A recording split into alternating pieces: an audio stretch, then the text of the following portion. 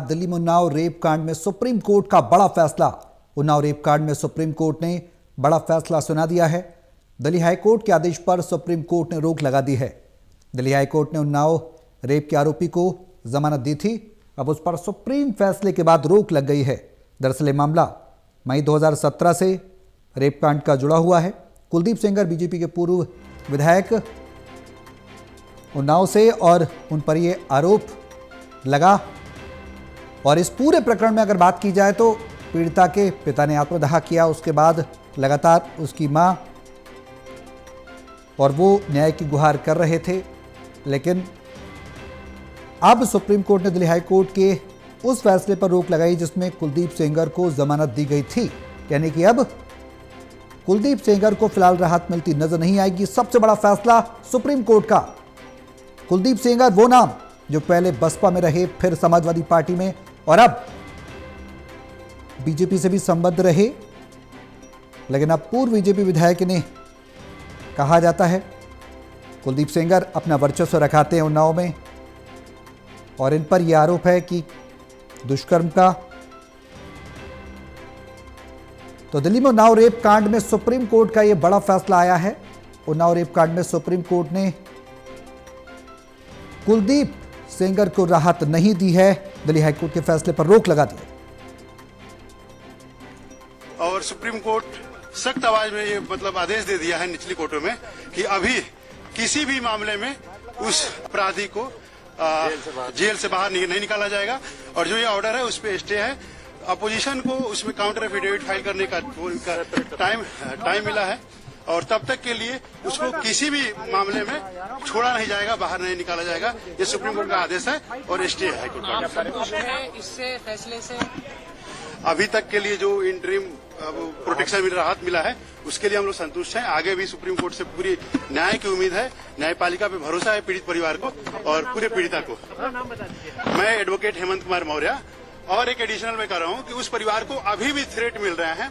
उसके जो चाचा हैं 9 साल से जेल से बाहर नहीं निकल पाए हैं, फर्जी केसेस में उनको फंसा कर रखा गया है, उसके प्रॉपर्टी को हड़पने की कोशिश की जा रही है। दूसरी बात, आज सुबह में मेरी फोन आई उसके रिलेटिव का, जिसका मैं नाम डिस्क्लोज नहीं करना चाहूंगा। उसका माइनर बच्चा है, उसके स्कूल का जो एडमिशन है उसमें जो 9th क्लास जो बोर्ड में रजिस्ट्रेशन होता है वहां पे स्कूल वाले रजिस्ट्रेशन नहीं करने दे रहे हैं। अलग अलग उनके जो अपराधी है उसके एसोसिएट्स द्वारा इस परिवार को अलग अलग एंगल से परेशान करने की अभी भी कोशिश की जा रही है और बाहर निकलना खतरा। कौन दे रहा है?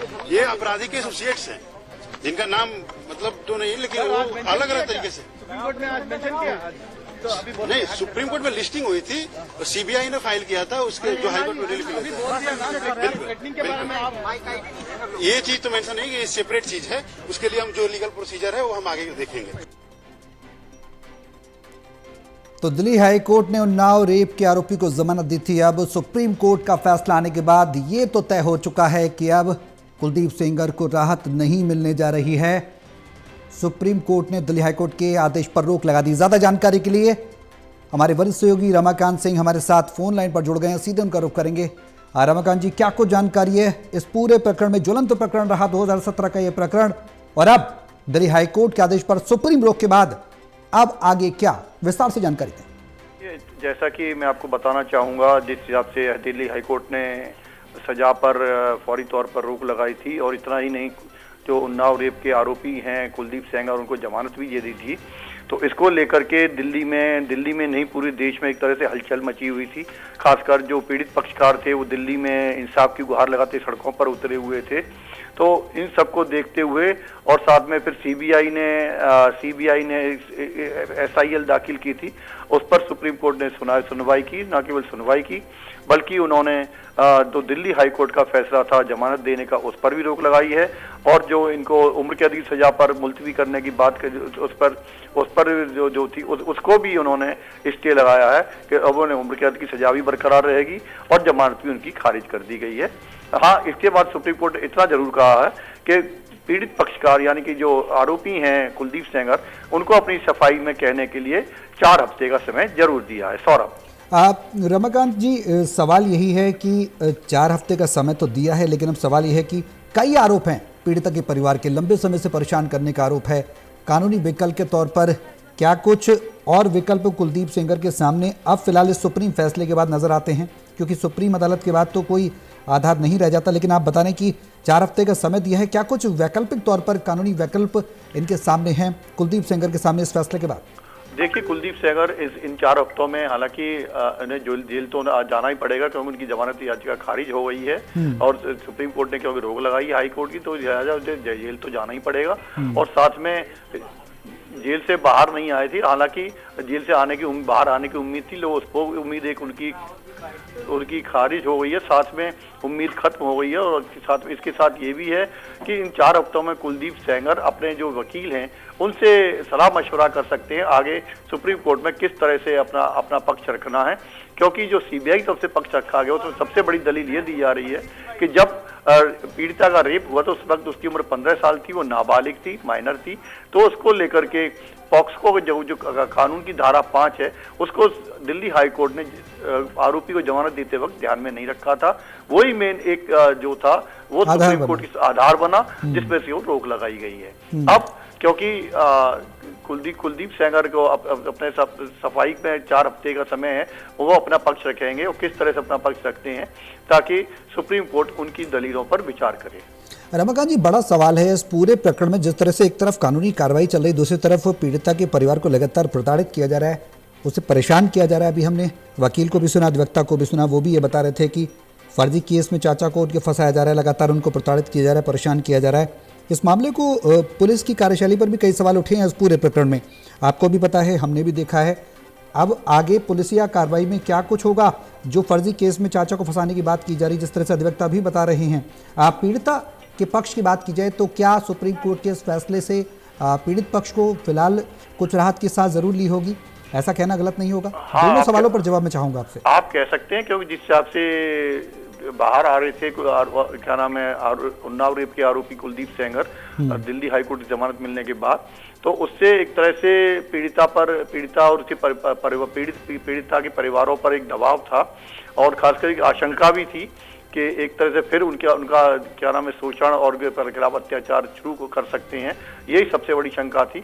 और मैं आपको बताना चाहूंगा, आपको भी शायद दिखा, दिल्ली में पिछले कई दिनों सबसे पहले जब इनकी जमानत देने की बात दिल्ली हाईकोर्ट की तरफ से कही गई थी, तो पीड़ित खुद न केवल पीड़िता बल्कि उसके परिजन इंडिया गेट पर आकर अपना प्रोटेस्ट दर्ज कराया था और उसकी पीड़िता की मां ने कहा था जब तक इंसाफ नहीं मिल जाता तब तक वो इंडिया गेट से नहीं उठेंगी। इसके बाद भी पुलिस ने उनको वहां से हटाया था और प्रोटेस्ट नहीं करने दिया था। हालांकि इसके बाद ही पीड़िता के पक्ष में काफी माहौल बना था, राजनीतिक माहौल भी बना, राजनीतिक पार्टियां भी उठती थी। मैं आपको बताना चाहूं, आज जब सुप्रीम कोर्ट में जब से अंदर सुनवाई चल रही थी तो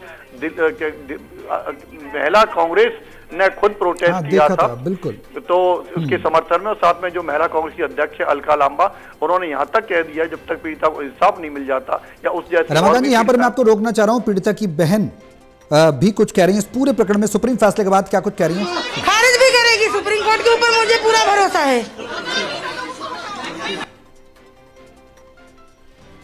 तो सुप्रीम कोर्ट के न्याय पर पूरा भरोसा है, ये बात पीड़िता की बहन ने दोहराई है। और जाहिर सी बात है, सुप्रीम न्यायालय एक ऐसा क्षेत्र होता है जहां पर कहा जाता है कि जब इंसान हर तरफ से हार जाता है तो कहता है कि चल तुझे कोर्ट में देख लेंगे, कोर्ट न्याय जरूर करेगा। तो एक भरोसा, एक ट्रस्ट है, और सुप्रीम कोर्ट ने ये बड़े फैसले पर जो मोहर लगाई है उस भरोसे की तस्दीक की है। रमाकांत लगातार हमारे साथ, रमाकांत जी जुड़े हुए हैं।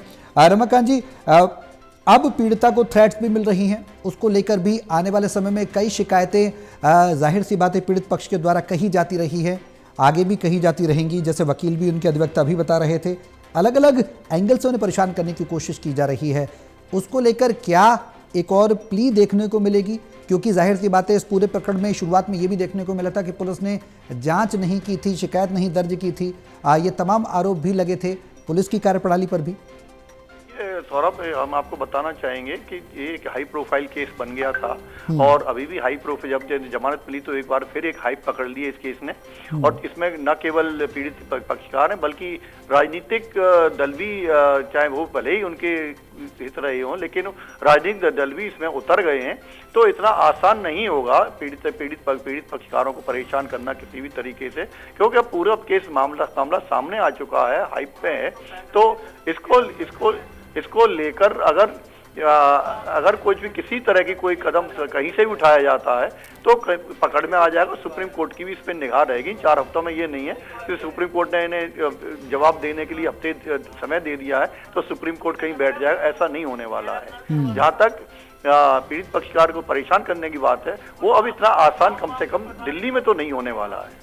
अब बिल्कुल जाहिर सी बात है, अब राहत जरूर है, सुप्रीम राहत इसे कह सकते हैं। 4 सप्ताह का समय रमाकांत जी इसमें कुलदीप सेंगर को दिया गया है। सवाल यही है कि कानूनी प्रक्रिया में आगे आने वाले समय में क्या कुछ देखने को मिल सकता है। पीड़ित पक्ष के जो आधार है वो जाहिर सी बातें मजबूत हैं। अब ऐसे में और आगे क्या टर्नआउट देखने को मिलेगा, इस पूरे लीगल प्रोसीडिंग्स में क्या कुछ रहेगा, पक्ष विपक्ष की बात करें हम तो उसके बारे में भी आप थोड़ा सा हमें बताएं। देखिए, अब जैसे कि 4 हफ्ते का समय पीड़ित आरोपी को दिया गया है, कुलदीप सेंगर की बात रखने का दिया गया है, तो इन 4 हफ्तों में उनके वकील पूरी तैयारी के साथ सुप्रीम कोर्ट में पहुंचेंगे, अपनी दलील रखेंगे। उनकी दलीलें जो होंगी उस पर सुप्रीम कोर्ट कितना एतबार करेगा और अपना जो फैसला उसने सुनाया है रोक लगाने का, उस पर उसकी दशा और दिशा कैसे तय होगी, ये 4 हफ्ते के बाद ही मालूम पड़ेगा। बेहतर स्थिति और बेहतर हो पाएगी। चलिए, बहुत शुक्रिया रमाकांत जी हमारे साथ जुड़ने के लिए, तमाम जानकारी साझा करने के लिए। तो उन्नाव रेप कांड सबसे ज्वलंत कांड जिसने सत्ता से लेकर सियासी गलियारों तक में हलचल पैदा कर दी। एक ऐसा नाम कुलदीप सेंगर जो बीजेपी से जुड़ा हुआ, उससे पहले बसपा से जुड़ा हुआ, सपा से जुड़ा हुआ, लेकिन बीजेपी के टिकट पर भी वो जीते और जब ये नाम आया तो बीजेपी ने भी साइडलाइन कर दिया। सवाल है कि जो एक तरीके से दागी चेहरा होगा उसको कोई भी पार्टी स्वीकार नहीं करेगी। अब कहीं ना कहीं उन्नाव रेप कांड में जो सुप्रीम फैसला आया है वो इस बात की पुष्टि जरूर करता है कि justice delayed but justice not denied. न्याय देर से मिलता है पर भरोसा रखें तो सही दिशा में चलता है और मिलता भी है। और उसी की ये वानगी है जो दिल्ली हाई कोर्ट के आदेश पर सुप्रीम कोर्ट ने रोक लगाई। यानी पूरी जांच अभी आगे, लीगल प्रोसीडिंग्स बाकी हैं। कुलदीप सेंगर को फिलहाल दोषी माना गया है, जो जमानत थी उनकी रोकी गई है, उम्र कैद की सजा बरकरार रखी गई है और जमानत याचिका को खारिज किया गया है। सुप्रीम कोर्ट ने ऑनरेबल चीफ जस्टिस ने जो हाई कोर्ट का ऑर्डर था उस पर इश्यू नोटिस कर दिया है। इश्यू नोटिस करने का मतलब है कि सुप्रीम कोर्ट को लगता है कि हाई कोर्ट का ऑर्डर कहीं न कहीं गलत है, इसलिए इश्यू नोटिस किया है। और उसी के साथ साथ चूंकि अक्यूज अभी बाहर नहीं आ पाया था तो इसलिए उस पर स्टे लगा दिया है। नहीं, इस मामले में ऑनरेबल चीफ जस्टिस ने ये कहा था कि चूंकि 2 चीजें हैं, एक तो दूसरी साइड के एडवोकेट वहां पर प्रेजेंट हैं, एज ए कैबिएटर प्रेजेंट हैं, तो उनको सुन लिया गया, पर्याप्त सुना गया। दूसरी चीज ये है कि चूंकि वो दूसरे अपराध में अभी अंदर है, वो अभी बाहर आया ही नहीं है, तो इसलिए ऑनरेबल चीफ जस्टिस का मानना था कि ये स्पेशल सर्कमस्टेंसेस है जिस पर जो है स्टे देना जरूरी है और जिसको ऑनरेबल चीफ जस्टिस ने नोटिस करके स्टे कर दिया। हमारी पिटीशन तो सबसे पहले ही मूव हुई थी, उसके बाद सीबीआई आई है, तो हमारी पिटीशन अंजलि पटेल और पूजा शिल्पकार के थ्रू मूव हुई थी। हमने उसको डिफेक्ट क्योर किया, सारा चीज रहा, हमारी पिटीशन रही और हमारी पिटीशन और सीबीआई की पिटीशन साथ काल हुई। हालांकि सीबीआई ने बाद में मैटर को फाइल किया था, लेकिन मुझे इससे कोई तकलीफ नहीं है क्योंकि मेरा पर्पज था कि विक्टिम को किसी तरह से हार्म न पहुंचे और उस पर्पज को फुल किया, चाहे सीबीआई ने किया, ऑनरेबल चीफ जस्टिस ने मान लिया, बस। ये बच्ची जो थी और इसका परिवार मुझसे ये रोज पूछ रहा था कि क्या अब हम अगले 5 मिनट जिंदा रहेंगे या नहीं रहेंगे। अब कम से कम मैं इन्हें ये बता सकता हूं कि आपके पास अभी बहुत छोटी सी रिलीफ मिली है। बिल्कुल हमें इसको विक्ट्री नहीं कहना चाहिए, मैं इसको विक्ट्री नहीं कह रहा हूं, ये विक्ट्री नहीं है, ये एक छोटा सा सांस लेने का मौका विक्टिम और उसको परिवार को मिला है। इसके अलावा इस फैसले को मैं कुछ भी नहीं देख सकता क्योंकि जो सीबीआई ने जो स्टैंड लिया है, जो हमें डर था वही किया उन्होंने, बहुत लिमिटेड पॉइंट पे स्टैंड लिया है उन्होंने और जो हमारे सबसे मजबूत ग्राउंड थे उनको रेज ही नहीं किया, जो जजमेंट में भी मौजूद है। और अगर सीबीआई के पास तो हमारी रिटर्न सबमिशन भी मौजूद थी ना, जो हमने हाईकोर्ट में फाइल की थी, ना उन्होंने हमसे कंसल्ट किया ताकि हम उनकी पिटीशन बेहतर बनाने की कोशिश करते, ना उन्होंने हमें पार्टी बनाया और कोशिश ये की कि हमें लास्ट मोमेंट तक उनकी जो एसएलपी फाइल है वो भी ना मिले। तब आज भी, लेकिन मैंने आपको पहले भी कहा है, इस बच्ची और इसके परिवार के खिलाफ इतने ज्यादा अत्याचार हुए हैं, इतने ज्यादा सबूत मौजूद हैं कि अगर इतनी सी भी बात की जाएगी ना तो कोई भी जज, कोई भी अदालत इस बच्ची के ही पक्ष में फैसला देगी।